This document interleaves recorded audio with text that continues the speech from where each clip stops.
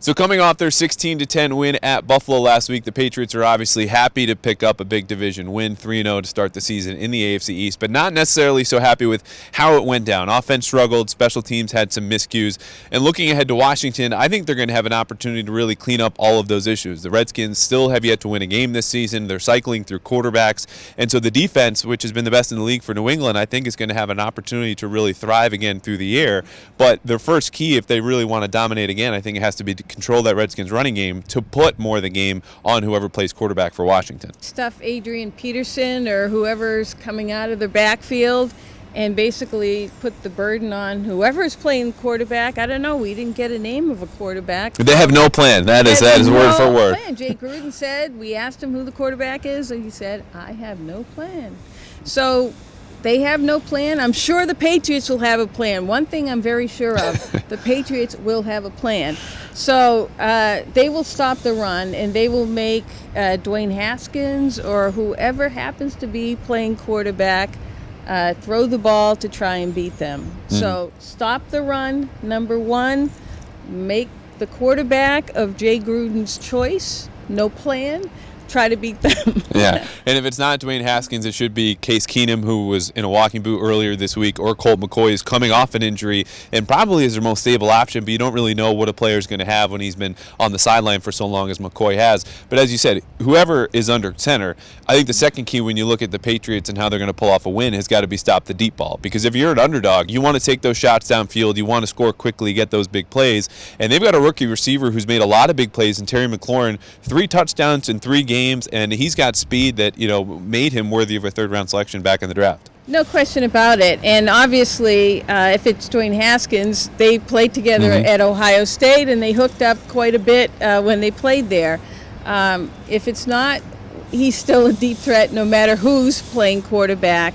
You don't want to give them any kind of life. Right. And a deep play like that, if they score 6 real quick like that, might give them a burst of energy or, starting to think, hey, we can hang with this team. On the other side of the ball, I think the Patriots would love to get their own big play passing game going. Tom Brady completed only 1 pass that was more than 8 yards through the air at Buffalo. The Bills have a very good defense, and it starts there in the secondary, but you don't really want that to continue moving forward because this is an offense right now still finding its identity, struggling in the ground game. So I think it's up to Tom Brady this week for our third key to take a little bit more chances, whether that's downfield or throwing to different receivers, given how Philip Dorsett struggled last week. And that might be Jacoby Myers, the rookie. Yeah, and I advocated for it in a story I wrote this week.